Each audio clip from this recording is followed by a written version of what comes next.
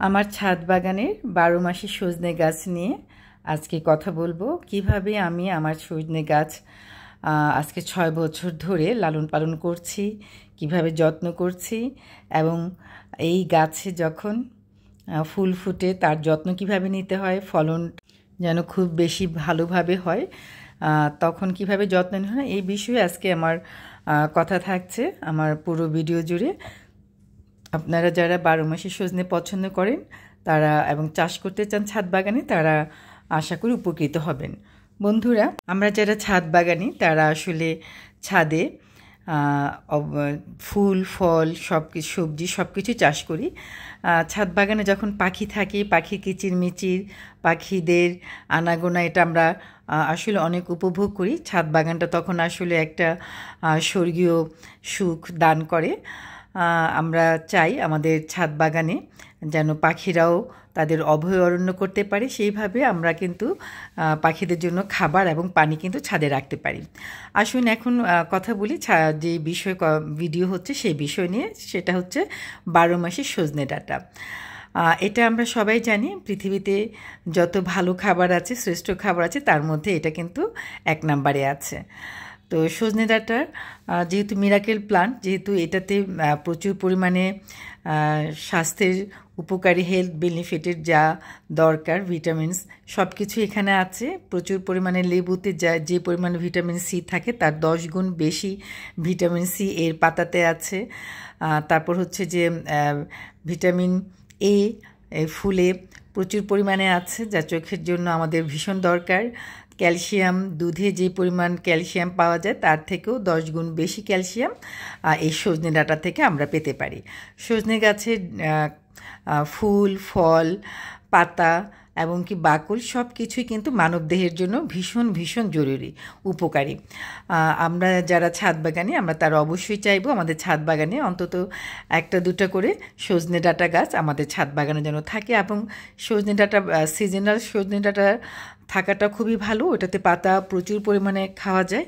আর 12 মাসের সজনে ডাঁটাটা বেশি ভালো এর জন্যে যেখানে প্রচুর পরিমাণে ফুল এবং ফল সারা বছরই পাওয়া যায়। বছরে 2 বার সবচেয়ে বেশি হয়, জানুয়ারি মাসে এবং হচ্ছে মে জুন জুলাই মাসে, মে জুনের দিকে এই 2টার সময় সবচেয়ে বেশি হয়। তাছাড়া সবসময় কিন্তু কিছু না কিছু ফুল ফল থাকেই গাছে। তো যার কারণে গাছের কাটিং প্রুনিং করাটাও একটু ডিফিকাল্ট হয়ে যায়, যেহেতু 12 মাসি গাছ, 12 মাসে গাছে খাবারটাও সেভাবে দিতে হয়। খুব বেশি গাছের যত্ন বলতে যে অনেক বেশি খাবার দিতে হয় তা কিন্তু না। সজনে গাছ কিন্তু অল্প খাবারই সন্তুষ্ট থাকে, শুধু খোল পচা পানি দিতে পারেন। আর মাসে 15 দিন পর পর যদি হাফ চা চামচ পটাশ সার এবং 1 চিমটি বোরন দিয়ে যান তাহলেই কিন্তু প্রচুর ফলন পাবেন। আর যারা হচ্ছে যে সর্ষের খোলটা বৃষ্টির দিনে দেওয়াটা ঠিক না, কারণ হচ্ছে বৃষ্টির সময় সর্ষের খোল থেকে ছত্রাকের আক্রমণ হয় মাটিতে, তো তখন কিন্তু আমরা একটু ড্যাপ সার ব্যবহার করতে পারি আর একটু পটাশ জিঙ্ক এগুলো ব্যবহার করতে পারি, দিতে পারি গাছে। আর তা না হলে ট্রাইকোডার্মা সার আছে, তারপর এটাকে প্রসেসিংয়ের মাধ্যমে গাছে দেওয়াটা খুব ভালো। আর হচ্ছে ভার্মি কম্পোস্ট, আমার যেহেতু ভার্মি কম্পোস্ট প্রচুর আছে, আমি কিচেন ওয়েস্ট শুধু না, কিচেন কম্পোস্টই যেটা আমার হয়, মানে কম্পোস্টই যেটা হয় একটা ফুল খাবার গাছের দরকারি সব কিছু আমার এই কম্পোস্ট বিনে আছে। যেমন হাড়ের গুঁড়োর প্রয়োজন হয় না, ব্লাড মিলের আলাদা প্রয়োজন হয় না, কারণ আমি এখানে মাছের আষ্টে থেকে নিয়ে মাছের ব্লাড যা আছে সব কিছুই কম্পোস্ট বিনে দেই। মুরগি কবুতরের বিষ্ঠাগুলো এখানে থাকে, যার কারণে আমার এই যে কম্পোস্ট আমি তৈরি করি এবং কম্পোস্টটি যে তৈরি করি সেটাতেই কিন্তু আমার গাছে পর্যাপ্ত ফুল ফল ধারণ ক্ষমতা করার সক্ষমতা রাখে। তারপরও যেটা আমাকে দিতে হবে সেটা হচ্ছে যে আমাকে পটাশ সারটা দিতে হবে। কলার খোসা প্রচুর পরিমাণে আমি দিই জৈব সার হিসেবে, তারপরেও দ্রুত কাজ করে। আমি যদি মাসে 1 চা চামচ করে পটাশ সার, যদি বড় ড্রামে থাকে গাছটা তাহলে 1 চা চামচ পটাশ সার, হাফ চা চামচ জিঙ্ক এবং 1 চিমটি বোরন সার পানিতে গুলিয়ে আমি গাছে দিয়ে দিই। তো এইভাবে খুব বেশি মানে গাছের যত্ন বা খুব বেশি খাবার এই গাছে দিতে হয় না। এই গাছ যেহেতু 12 মাসি গাছ, তাও এইগুলো তো একটু দিতেই হবে প্রতি মাসে, তা নাহলে কিন্তু ফলন মানে আশানুরূপ হবে না। তো এইভাবেই আমি যত্ন করি আমার গাছের। আর গাছের ডাল থেকে কিন্তু খুব সহজে চারা করা যায়। গাছের ডাল কিভাবে কাটতে হবে, কতটুকু কেটে কিভাবে বসাতে হবে সে সম্পর্কে আমি এই কিছুদিনের মধ্যে আরেকটা ভিডিও করব, কারণ আমার সজনেগুলো বেশ পরিপক্ক হয়ে গেছে। এগুলো আমি নামানোর পরে আমি ডালগুলো কেটে দিব। কারণ হচ্ছে যত আমি ডাল কাটবো গাছ তত বেশি ঝোপালো হবে, এবং যত বেশি ঝোপালো হবে গাছ তত বেশি কিন্তু ফলন পাওয়া যাবে। ওই যে দেখতে পাচ্ছেন আমার সজনে গাছে সজনে ঝুলছে, সজনে ডাঁটাগুলো। এই গাছের ডালটা অনেক বেশি উঁচুতে চলে গেছে। এই সজনেগুলো বীজের জন্য রাখা হয়েছে। বীজগুলো আমি আমার যারা ছাদ বাগানি বন্ধু আছেন যারা, তাদেরকে উপহার দিব। যেহেতু অনেক বড় ডাল, ডালটা কেটে ফেলবো। কেটে এই ডালটা আমি কিভাবে রোপণ করব তার সম্পূর্ণ ভিডিওটা আমি তুলে ধরার চেষ্টা করব। যারা ডাল থেকে চারা করতে চান তাদের জন্য খুব সহজ হবে। আর বীজের চারাও কিন্তু খুবই ভালো, সজনে ডাঁটার বীজ থেকেও কিন্তু খুব সহজেই খুব অল্প সময়ে কিন্তু সজনে ধরে। 3 মাসের গাছে কিন্তু ফুল চলে আসে।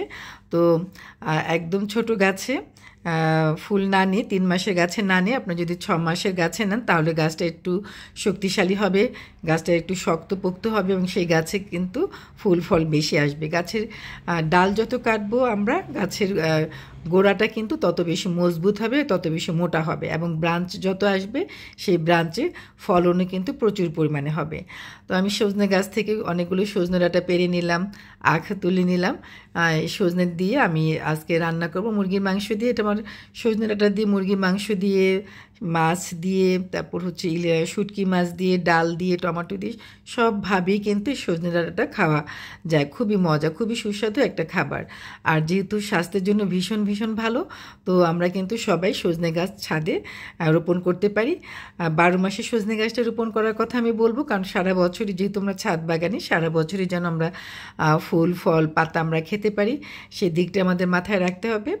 তো বন্ধুরা, এই ছিল আমার আজকের ভিডিও। যারা আমার নতুন বন্ধু তাদের কাছে অনুরোধ রইল যেন আমার ভিডিওটা যদি আপনাদের ভালো লেগে থাকে তাহলে প্লিজ লাইক, কমেন্ট এবং সাবস্ক্রাইব করে বেল আইকনটি টিপে দিবেন, যেন নতুন ভিডিও আসার সাথে সাথে তার নোটিফিকেশন আপনাদের কাছে পৌঁছে যায়। শেয়ার করে দিবেন আপনাদের বন্ধুদের মাঝে, যেন যারা বাগানি আছেন তারা যেন ভিডিওটি দেখে উপকৃত হতে পারে।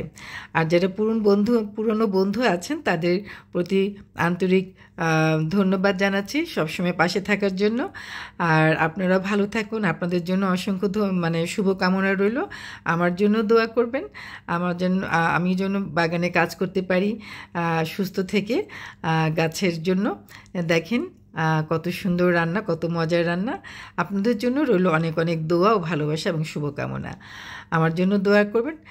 আজকে এই পর্যন্তই। আল্লাহ হাফিজ।